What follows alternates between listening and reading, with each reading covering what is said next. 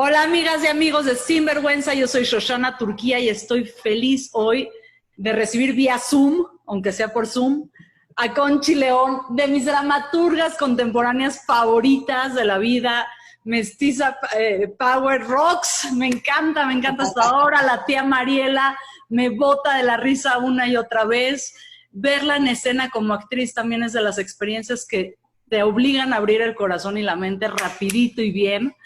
Conchi, bienvenida a este espacio de Sinvergüenza. ¿Cómo estás hoy? Muy bien. Disfrutando el no hacer nada, entre comillas, porque uno siempre está escribiendo, creando, inventando, pero como este espacio de uno con uno mismo me está gustando. Uno con uno misma, pero también con el mundo, Conchi. La semana creo que pasada hiciste un video que ha básicamente saturado las redes sociales y se ha viralizado por todos lados, el famosísimo Maca Gym. Entonces no hacer nada creo que es una suposición. Creo que fue un gran regalo de alegría para quienes tenemos el gusto de seguir esta larguísima trayectoria que tienes, y para los que no te conocían, en cuanto nos dejen salir de nuestras casas, abarrotemos el teatro donde te vayas a presentar.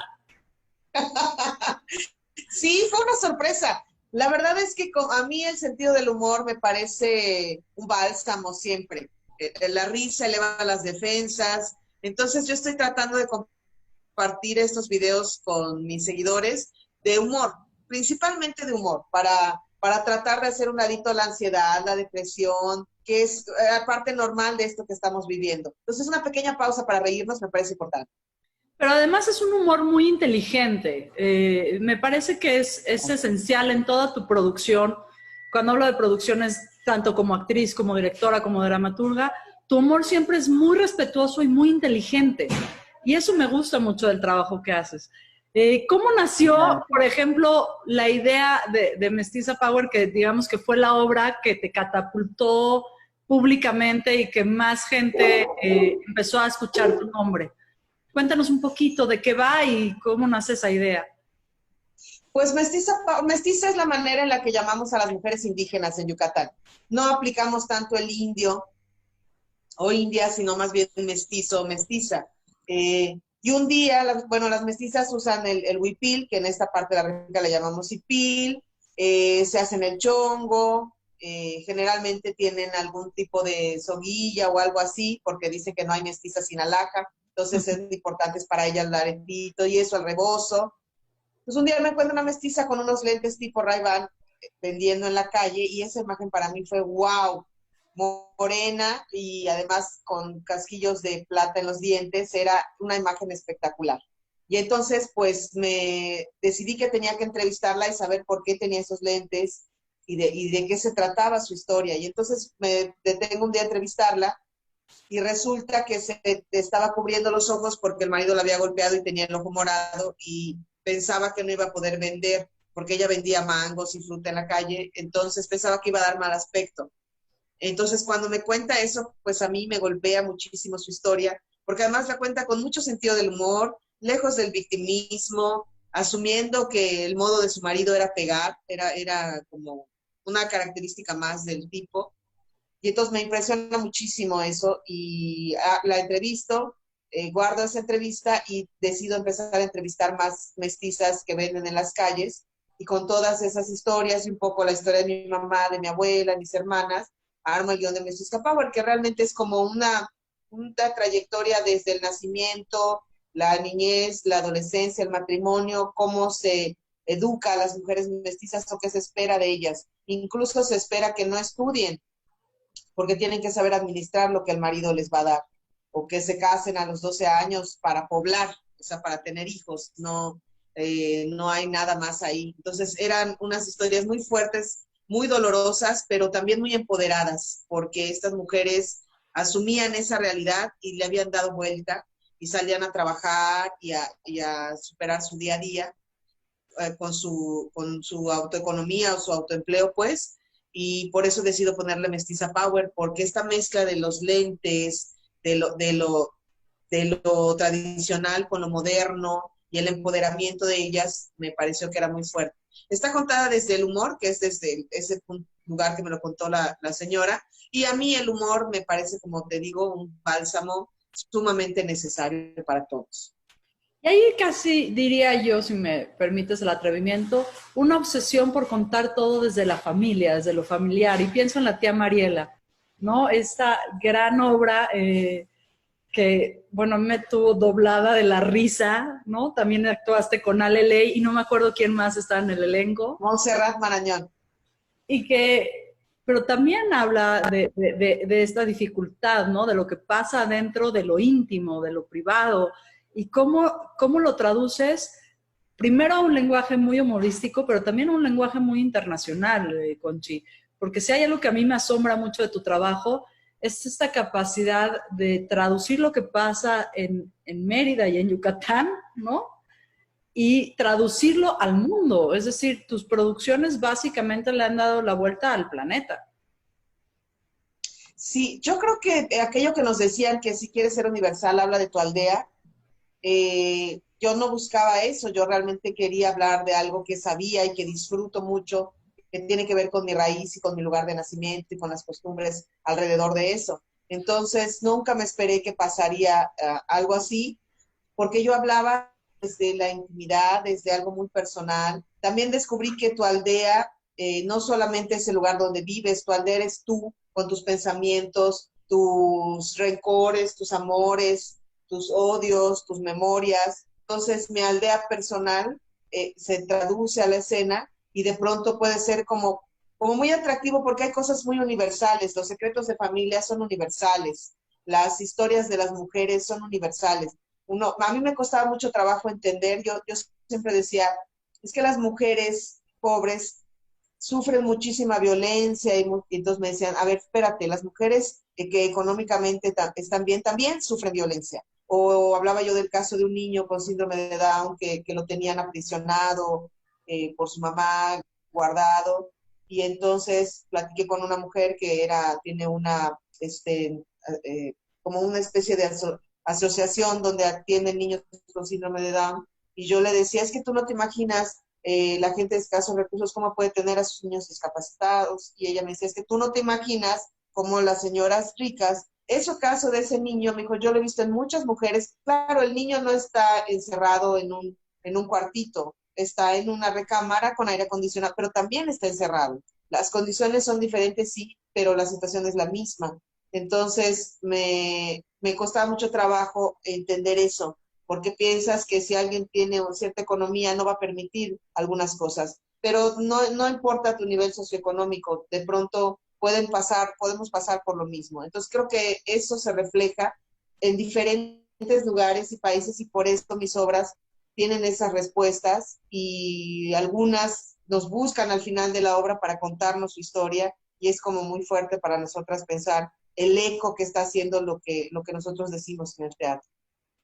Además es un eco maravilloso. Voy a retomar la idea de la aldea, porque me gusta mucho pensarla así. ¿Cuáles son los amores de Conchi León en su aldea? ¿Cuáles son estos grandes amores que te inspiran, que te mueven, que te conmueven? El principal es mi mamá. Mi mamá es una mujer con la que toda mi infancia y toda mi adolescencia tuve una relación horrible.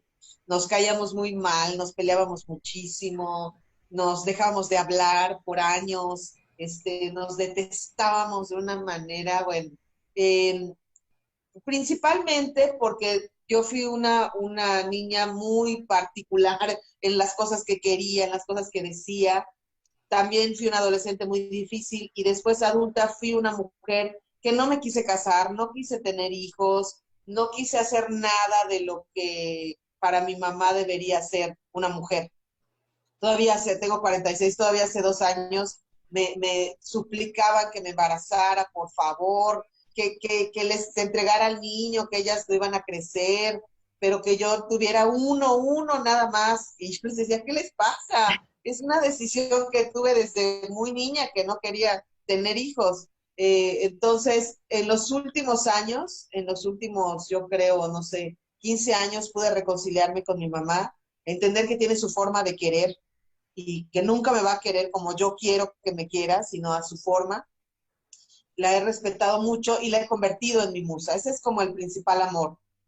de mi vida. Mi abuela también fue un amor distinto porque ella era una mujer que siempre estaba contando historias, leyendas, siempre estaba cantando, bordando, siempre había mucha vida en sus manos y en su palabra. Entonces la amé muchísimo y siempre hubo una conexión entre nosotras, diferente a la que hubo con mi mamá. Mi abuela falleció hace bastantes años, pero sigue estando presente en lo que escribo, en mi memoria, en mis recuerdos.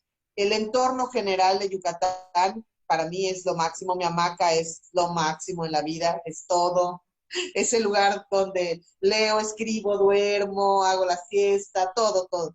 Eh, mi hermana también es una mujer importante, mis sobrinos, como que mi familia en el gran general, y particularmente Mérida es un lugar, o Yucatán, pues que amo irme, poder irme a Progreso, poder irme a Izamal, poder irme a ver a los Reyes Magos en Valladolid, poder irme a un cenote mágico a disfrutar o a que nos asusten, como la otra vez nos asustaron.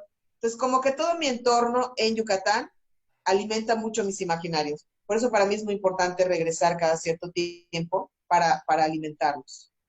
Me encanta, además, este amor con el que trabajas, trabajas Yucatán, y lo voy a decir en este sentido, trabajas en Yucatán y trabajas para Yucatán y para la sociedad yucateca, porque me parece importantísimo en este momento rescatar toda la labor social que haces al interior de tu estado y en el país, también en la cárcel de Santa Marta, Catitla.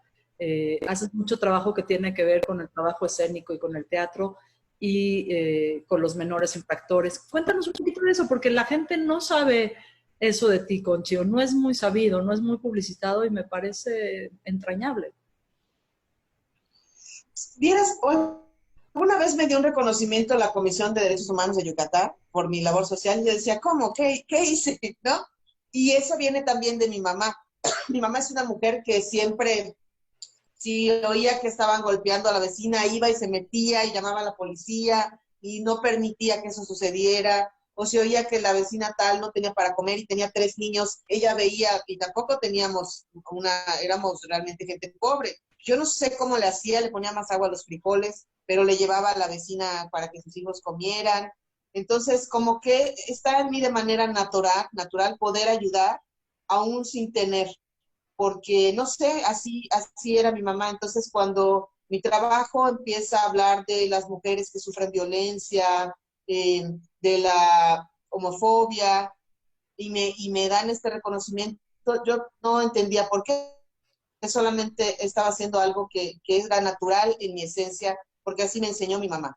Y porque me importa, porque si una señora está siendo golpeada y ella asume que es un aprendizaje, me importa meterme ahí y decirle, me pasó con una señora que me dijo que vivió 12 años con un marido que la golpeaba, la violaba, golpeaba a los hijos, estuvo a punto de matarla varias veces y ella me decía, estuve 12 años ahí para aprender que nadie tiene por qué tratarme así. Y entonces yo le dije, señor, la primaria la hacemos en 6 años. ¿Por qué usted necesitó 12 para aprender que nadie tenía que golpearla?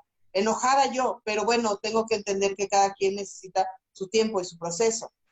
Entonces, esos caminos me fueron llevando de pronto a que me invitan a trabajar en el Centro de Readaptación Social en Mérida, me invitan a trabajar con personas sordomudas, me invitan a trabajar con menores infractores, que de todos creo que para mí lo más difícil ha sido justo menores infractores, porque ver esa juventud, esa fuerza, esa capacidad creativa encerrada y sin encontrar el modo de comunicar, sin tener opciones, me afectó mucho.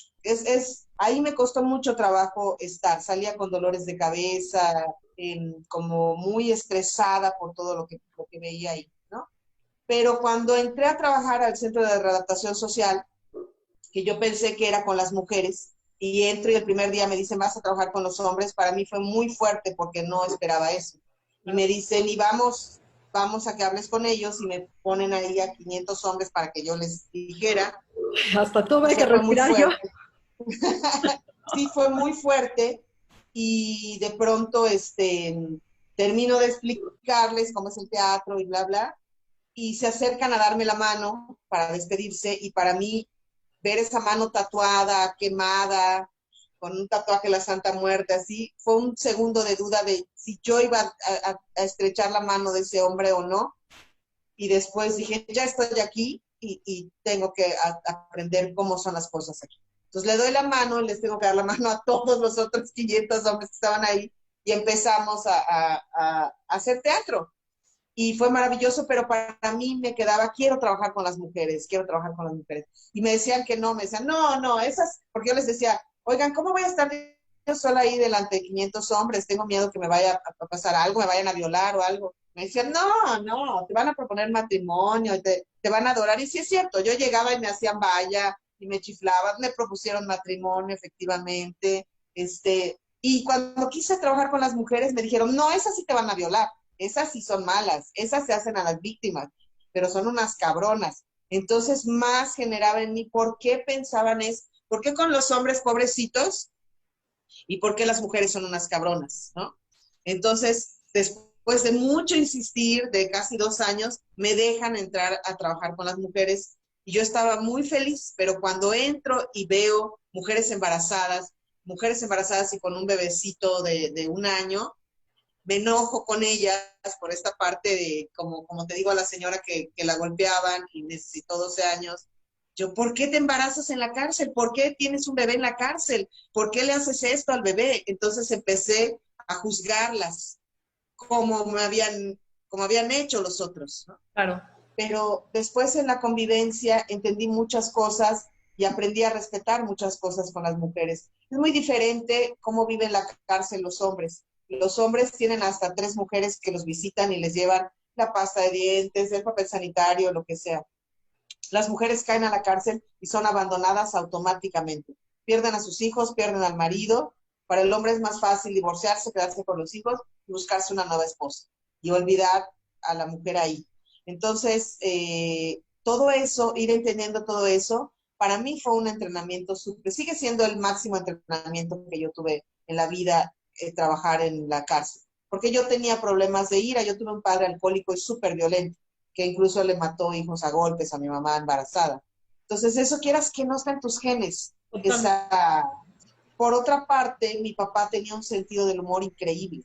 Entonces era el típico abusador encantador y violento. Porque si el abusador fuera solo violento, pues te vas. Pero cuando tiene ese rostro tan encantador y tan amoroso y tan juguetón y ese sentido del humor, pues te vuelves a encandilar. Entonces eso era lo que pasaba. Es el problema de mariachis y flores, ¿no? Del macho mexicano. Por un lado te mete una golpiza tremenda y por otro lado te trae mariachis y flores y es el hombre romántico, macho cumplidor, ¿no?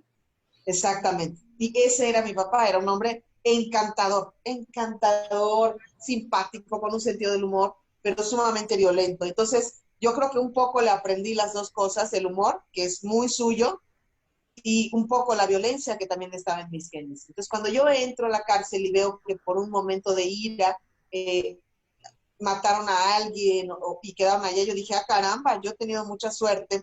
Claro, en momentos de ira, pues aventaba una silla, no le clavaba un cuchillo a nadie.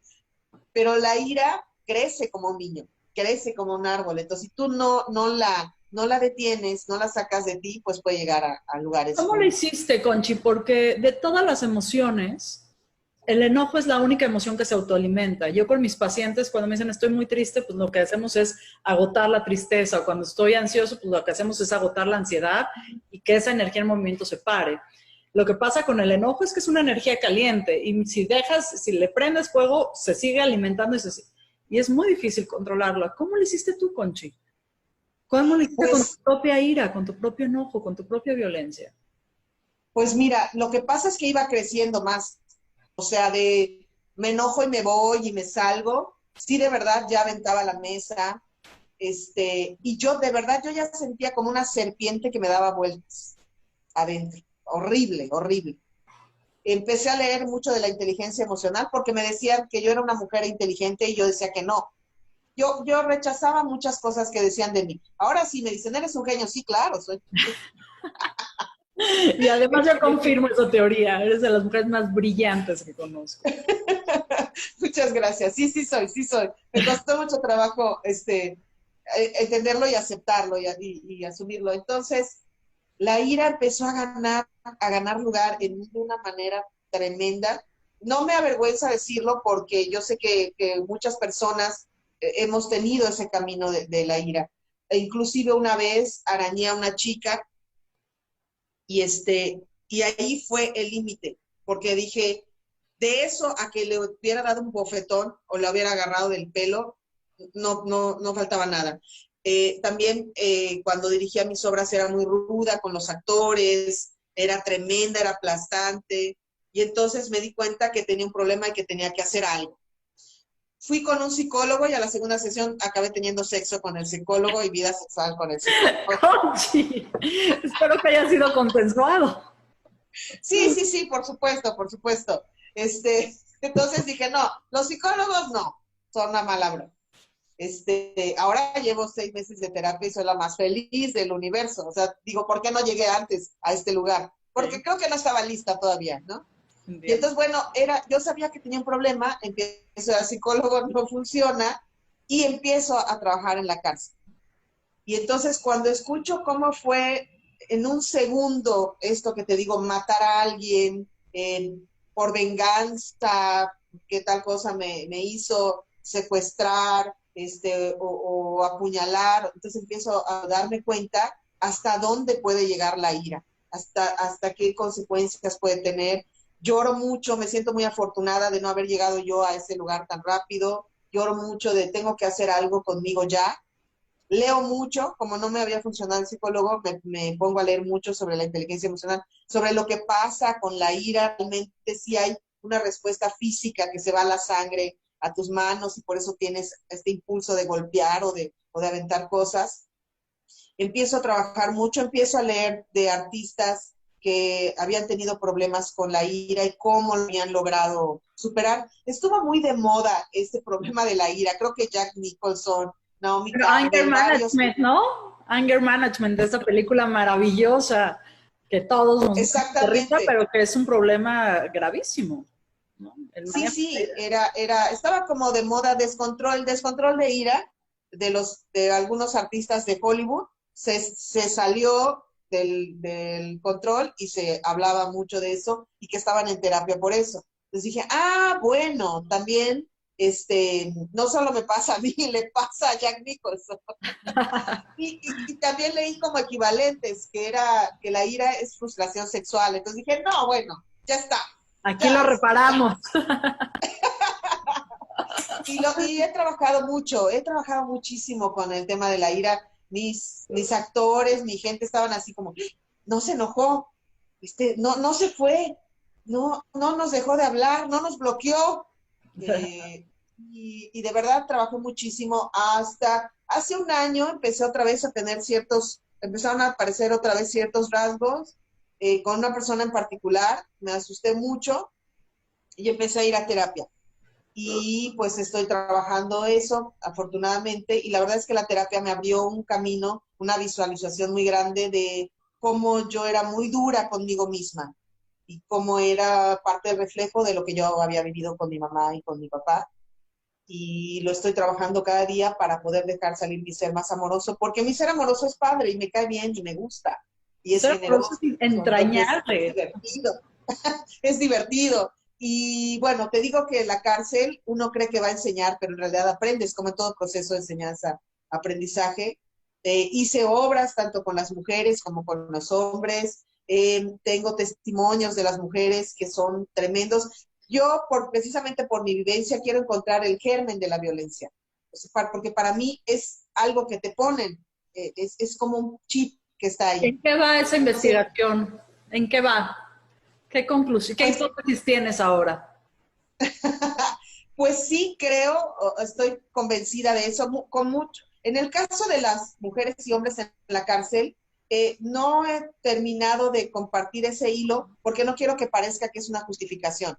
Como a mí me violaron de niño y me abusaron, entonces yo de adolescente asesiné a un tipo. Entonces no quiero que parezca eso, quiero desmenuzarlo más. Pero hay, por ejemplo, un caso muy específico que para mí es como muy claro de un niño que su mamá desde muy pequeñita, tenía 6 años él, y la mamá juntaba a todas las perras cachorras de la colonia, y pues porque ya ves que las perras callejeras tienen perritos y andan ahí, andaban por la colonia, entonces le juntaba a todas las perritas, se las ponía en una caja y le decía, llévatelas y las pierdes, las matas, lo que sea, porque las hembras no sirven, solo los machos. Si Wow. regresas con una de ellas, yo te voy a madrear a ti. Entonces al principio, imagínate un niño de 6 años con unos cachorritos, pues él regresaba y la mamá le ponía unas palizas. Entonces aprendió a llevarse a las perritas, las ahogaba en un canal o las mataba,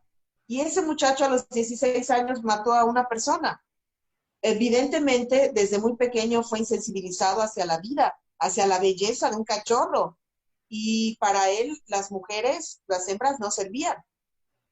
Entonces, cuando él me cuenta este relato, para mí es dolorosísimo darme cuenta cómo una mamá con un gesto le puede estar inyectando a su hijo el odio, el, el, el desprecio a la vida y a la belleza. Entonces, sí creo que existe ese germen. Quizá para la mamá no era, ahora la mamá cuando él cae a la cárcel sufrió muchísimo y no sabía qué hice mal, tienes 16 años y mataste a un desconocido a 20 puñaladas, y eso él nunca lo habló con su mamá, y cuando hacemos la obra, yo le digo, para mí es importante que digas eso, y lo dice en la obra, y un día a mí se va a venir mi mamá a ver la obra, y yo no quiero que mi mamá se siga sintiendo culpable. Y le dije, bueno, pues hablamos después con tu mamá, pero para mí es importante mostrar eso, mostrar cómo en un pequeño gesto una mamá, unos padres pueden inculcarles a su hijo el odio. Y bueno, la mamá otra vez tuvo un momento catártico, hablamos con ella de que ya pasó y que quizá a ella y a él ya no le sirven, pero a los espectadores sí. Entonces, ahí quiero seguir encontrando, en todas las historias yo encontré eso en la infancia, como algún discurso, alguna acción concreta, sí descompone ese ser y le hace entender que puede hacer eso sin problema porque a él se lo hicieron. Sin justificar, fíjate que lo primero que yo hago cuando trabajo con ellos, los testimonios, no autovictimizarse, porque eso no sirve. Entonces me pueden estar diciendo cosas tremendas y estar llorando y estar compartiendo eso, pero después tú también tuviste tu responsabilidad al asumir hacer eso. Un poco también hacer conciencia es importante para mí. Entonces, es un viaje súper fuerte porque además me vuelvo a encontrar con mi papá de este tema de la violencia cada vez que me cuentan algo así. Y bueno, ahí está. Supongo que va a ser el viaje de mi vida siempre la violencia, y quizá en algún punto pueda desentrañar ese germen y decir con claridad a los padres, esto no sirve ni para ellos ni para ustedes. Soy muy utópica, pero quizá lo logro. No, no me pareces tan utópica y hay dos cosas que quiero rescatar de ahí. Uno, tu generosidad. Es decir, lograste traspasar el juicio social que tenemos todos. O sea, desde que dices tocarle la mano al hombre que tiene tatuada la Santa Muerte y que probablemente está ahí porque mató a otra mujer a las cuales has trabajado toda la vida por defender, me parece un acto de generosidad tremendo y un acto de valentía, no por lo que provoca en el otro, sino por la experimentación que estás haciendo en lo personal. Y lo rescato y lo valoro mucho y estoy muy conmovida, Conchi. Yo creo que quienes están escuchando este programa pues van a estar sintiendo una emoción similar, ¿no? De mucha admiración. Y por favor recibe pues mi gratitud también, que te atreves a ir a la entraña de lo que más le duele a este país, que es la violencia, y aportar desde una inteligencia y una valentía fundamental tu trabajo. Y pienso mucho en el personaje de la madre de Pancho Villa, en esta poeta que empezábamos a saborear y que el COVID nada más nos las puso en pausa porque yo voy a pelear con los dientes para que Isabel Tardán y Sabina Berman vuelvan a poner entre Pancho Villa y una mujer desnuda, que se estrenó en el Teatro Javier Solana 2 semanas antes de que empezara el COVID, y donde tú personificas dos personajes que me parecen enormes y que lo haces con una maestría excepcional, y te lo he dicho en lo personal y lo digo públicamente, que es a la mamá de Pancho Villa y a la trabajadora del hogar, digamos, de la época contemporánea. y nos presenta un problema grande, Sabina, en ese texto, que es la misma violencia de Pancho Villa, que además es una imagen por demás acariciada en el imaginario mexicano. ¿Cómo fue para ti entrar a ese personaje, trabajar con ese elenco maravilloso que son puros actrices y actores que quiero y que admiro muchísimo? Está Gabriela Garza, está Alexis, está Fernando Bonilla, Moisés Arismendi, Lambda García y dirigidos por Ana Francis Moore, y que me parece que lo que hiciste en escena refleja mucho de un trabajo interior previo. Cuéntanos cómo fue ese viaje también. Me Ay, interesa. fue maravilloso cuando me invitaron, porque esa es una obra icónica, que además yo vi en el cine, cuando se volvió película, entonces pues no podía creer que me invitaran a hacer ese trabajo, entonces estaba sumamente feliz, y cuando llegó y el elencazo, como bien dices, era, que además son actores, mira, que llegan a hacer su trabajo, son tan generosos, jamás hubo ningún tipo de nada, porque los actores podemos ser muy pasionales y muy especiales. Nada, todo era tan en paz y tan amoroso y tan increíble que, bueno, fue un proceso que disfrutamos muchísimo.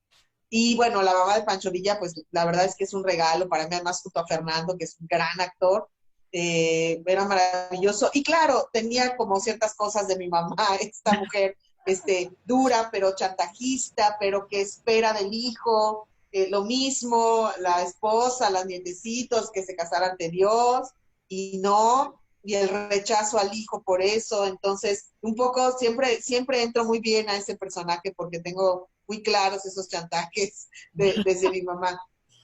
Y mi mamá pues fue empleada doméstica toda su vida para mantenernos, y siempre me genera esos personajes, o las mujeres, siempre me pasa eso cuando hemos tenido empleada doméstica en casa y no sé, algo no se hizo mal y me dicen, regáñala, no puedo, yo no puedo regañar a la empleada doméstica porque mamá fue empleada doméstica, entonces no puedo, que la regañe a alguien más porque no, es como si regañara a mi mamá, entonces no lo voy a hacer.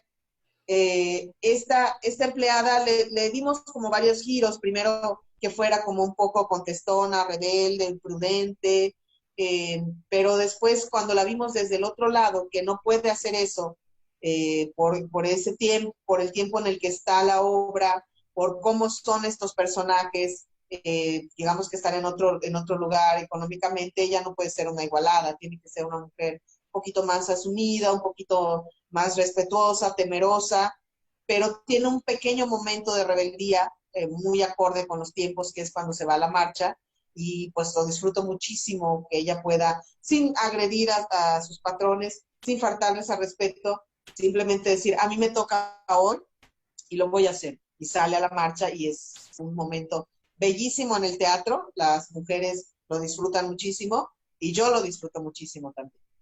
Bueno, mis hijos hasta lo aplauden, ¿no? Y se emocionan. ¿No? ¡Qué bueno, qué bueno! ¿Cuál ha sido tu mayor reto al escribir, Conchi?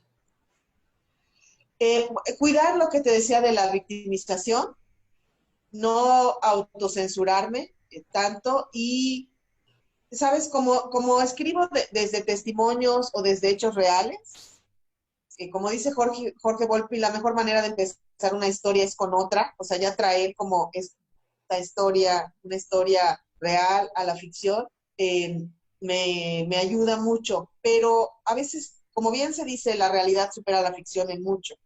Y los casos pueden ser tan tremendos, particularmente los de la cárcel. O una vez me fui a entrevistar al director de la cárcel y las historias que pasan por él son tremendas, horribles, horribles.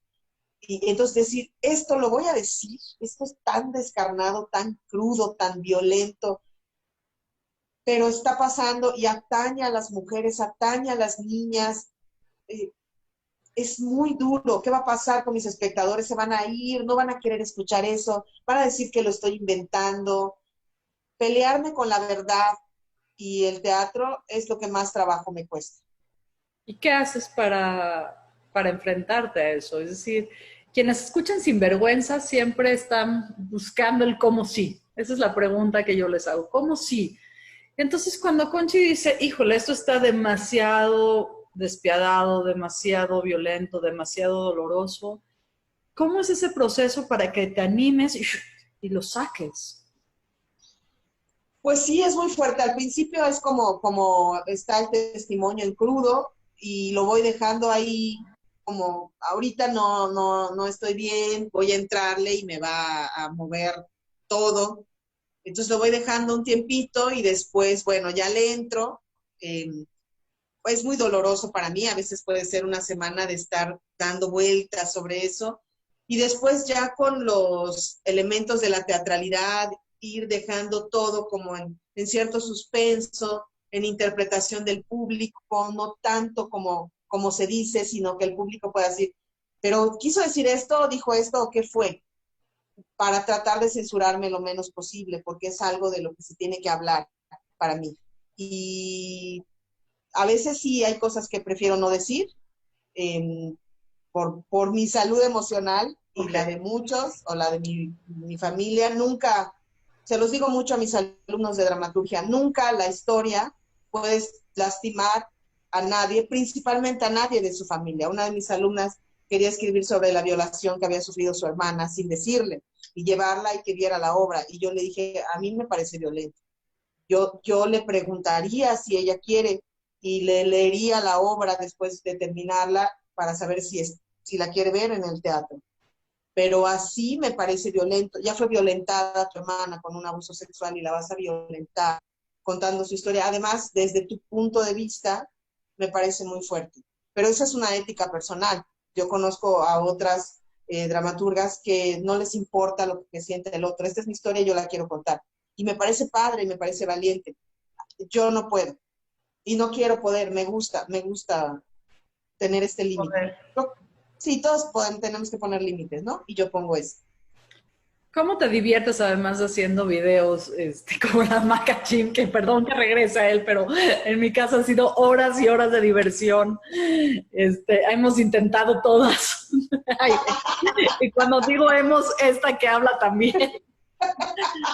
¿Cómo te Les, diviertes en el COVID? ¿Cómo haces para que todas estas emociones que Conchi siente y vive y que además las habitas con una intensidad francamente asombrable y muy impresionante? ¿Cómo estás haciendo tú tu encierro? ¿Cómo estás viviendo esta pandemia? pues la convivencia con mi mamá, que en los últimos tiempos no se puede porque yo paso mucho tiempo en la Ciudad de México, me ayuda mucho. Mi mamá, entre sus cosas, su carácter, puede ser muy divertida y puede tener una imaginación desbordada. Ahorita descubrimos que hay una pared que se hundió un poquito.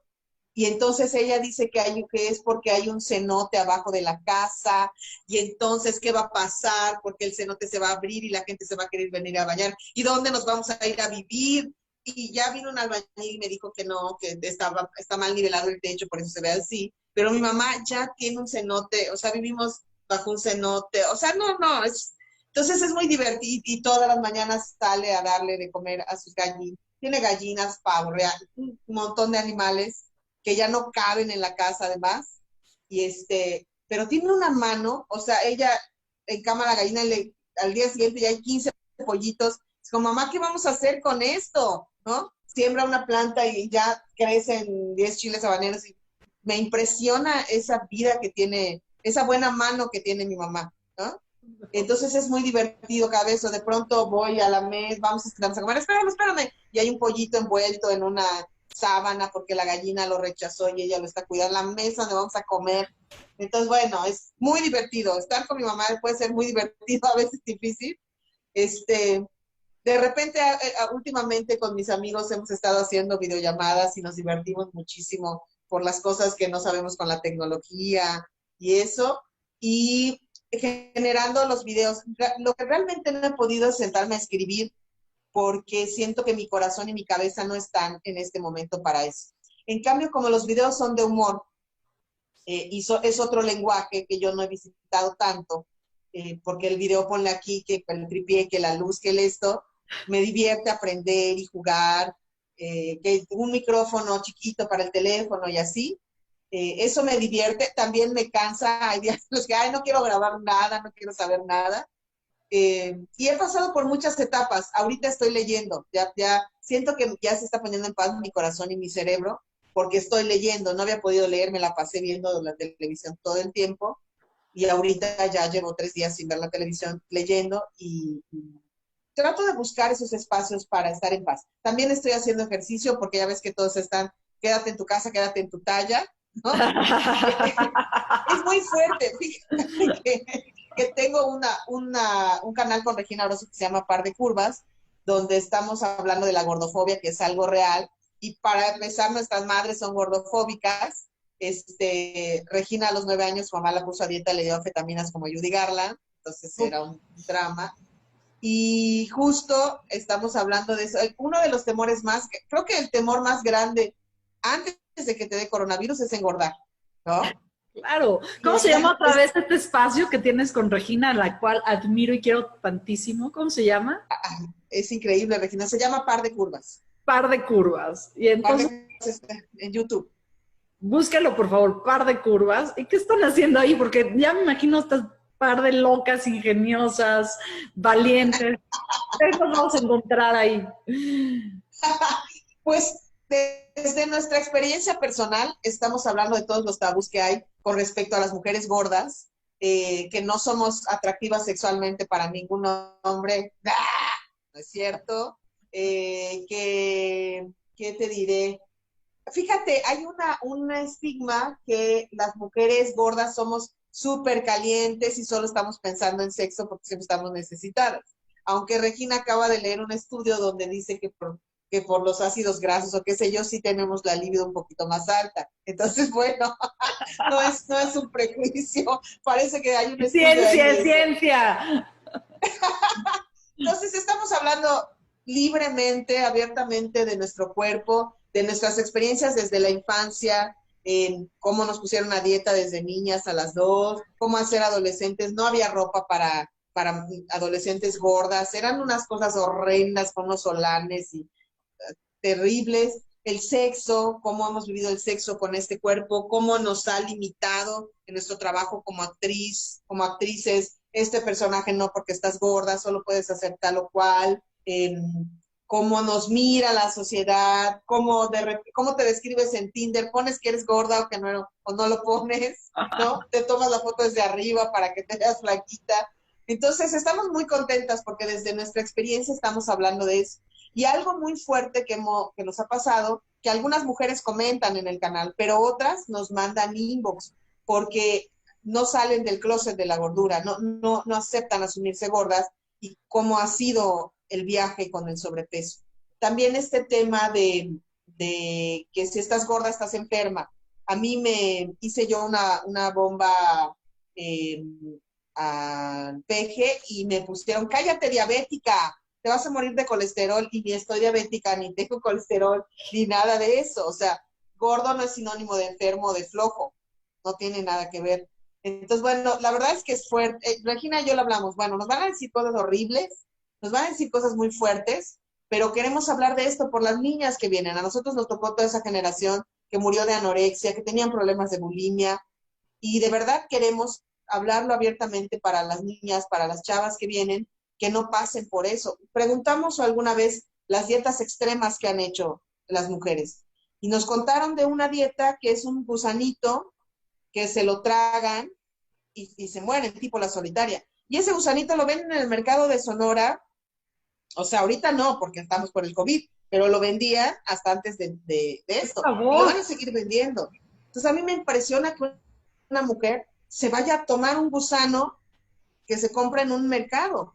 Me parece fuertísimo. Y las modelos hacen ahorita una dieta que le llaman la dieta del algodón, que se tragan bolas de algodón y agua mineral. Entonces se infla y ya no tienen hambre por una semana, ¿no? Y después tienen que tomarse laxantes para sacarse las bolas de algodón, si bien salen de su cuerpo. Me parece sumamente violento y tenemos que hablar de eso. Es otro método de tortura, ¿no? Exactamente, exactamente.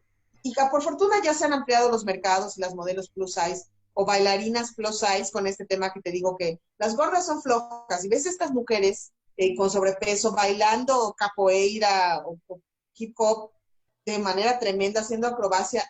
Así son sus genes, así es su cuerpo, ¿no? Y hay que aceptarlo, y estamos luchando por abrir un espacio del amor propio, de las mujeres hacia su cuerpo. Y Parece estamos increíble aprendiendo este mucho. espacio. Sí, estamos muy contentas. Porque además lo que tienen Regina y tú en común es esta inteligencia superior. Regina también me parece de las mujeres brillantes, valientes, hipertalentosas Hoy y, sí. y tienen un sentido del humor brutalmente inteligente. La verdad es que las felicito muchísimo. La verdad es que el humor tonto es muy fácil de hacer, es decir, humor a costa del bienestar de otra persona es lo más fácil, es lo más común y comercialmente en este país, pues tenemos la noche de las publívoras, por ejemplo, ¿no? De que se ríen, o sea, de lo mal que está el humor a base del malestar del prójimo. Y el humor que tú haces es al contrario, es rescatando las virtudes de las personas y rescatando las virtudes propias. Y eso me encanta. Por ejemplo, yo tengo un conflicto muy fuerte con el stand-up, por ejemplo, ¿no? Ajá. Porque hay toda una corriente dentro del stand-up que es reírte a costa de tus dolores, pero no para sanarlos, sino para mantener la llaga pulsada. Es decir, no hay sanación en ese humor. Y lo que propones tú y lo que he visto en propuestas de Regina y de otras grandes actrices y comediantes, y es este humor ingenioso que sí sana el alma y lo aplaudo desde aquí, ¿no? Es un acto de sinvergüenza. Ah, Es increíble. muchas gracias. Tenemos que empezar a cerrar, Conchi. Te voy a poner en problemas, como pongo en problemas a todos mis invitados. Pero yo creo A que me vas ver, a dar la vuelta muy rápido. ¿Cuál es el acto sinvergüenza más fuerte que hayas hecho en tu vida? el acto sinvergüenza. Ay, lo voy a decir, ¿eh? Nunca lo he dicho en público, se lo confesé a un novio. En esto de la cárcel, que te digo que me surgían enamorados, me proponían matrimonio y así, uno de los protagonistas de la obra, el día que hacemos la obra en la cárcel, se le bajó la presión y estaba mal, mal, mal y ya no quería salir. Entonces yo lo agarro de las manos y le digo, tú lo vas a poder hacer porque tú eres increíble y no sé qué. Entonces cuando yo le empiezo a hablar se me queda viendo. Además, tú eres mi marido, cabrón. Y le doy un beso de piquito y ¡pum! Se pone así y sale increíble. Entonces le di un beso a un interno de la cárcel, así de piquito, claro, como chantaje para que diera una buena función y la dio, ¿eh? Me encanta tu honestidad y dices como chantaje. Sí, sí. Nada de motivación ni de poder de la directora, nada, como chantaje. Pues mira, me había propuesto matrimonio, me decía todo el tiempo que estaba enamorado de mí. Iba a pasar 25 años en la cárcel, entonces cuando me propone matrimonio yo le digo, sí, pero si sales mañana, yo sabía que iba a estar 25 años, porque si no, cuando salgas ya vas a salir a cambiarme en pamper, entonces no. Y entonces, como yo sabía eso, pues aproveché de eso para que diera una buena función. Pues me encanta escucharte reír, verte bien, saberte bien. Vamos a estar muy prestos a este canal de YouTube que tienes con Regina. Y de mis grandes anhelos es volverte a ver en los escenarios, en las tablas. Me fascina tu trabajo y ojalá que muy pronto vuelvas a ponerte ya a escribir, que tu corazoncito y tu cabeza se pongan de acuerdo porque tus letras son fundamentales para la dramaturgia mexicana y para el bienestar de quienes te seguimos con tanto cariño, Conchi. Ay, muchas gracias.